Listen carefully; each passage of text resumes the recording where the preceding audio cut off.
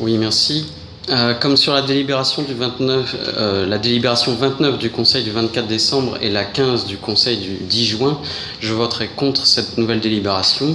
En effet, ce projet partait déjà très mal à l'origine. On nous a présenté des croquis ubuesques de la maison Ribot qui, soi-disant, après étude, se révèlent infaisables, donc des coûts d'études inutiles.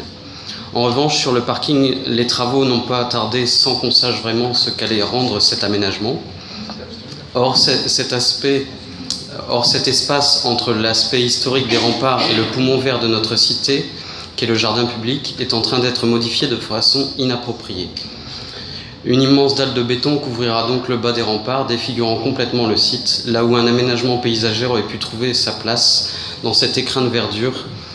On fait du moderne en coulant des tonnes de béton entre un mur en briques ancien et un espace vert. Une absurdité à mon sens. Pour ma part, j'avais émis l'idée de faire au pied des remparts un jardin participatif à la place de l'ancienne piscine et de se servir de l'esplanade au pied des escaliers comme d'une scène pour un festival de musique française. Par ailleurs, il existe de nombreux parkings extérieurs sous-utilisés actuellement qui, reliés par une navette, auraient pu permettre le désengorgement du centre-ville.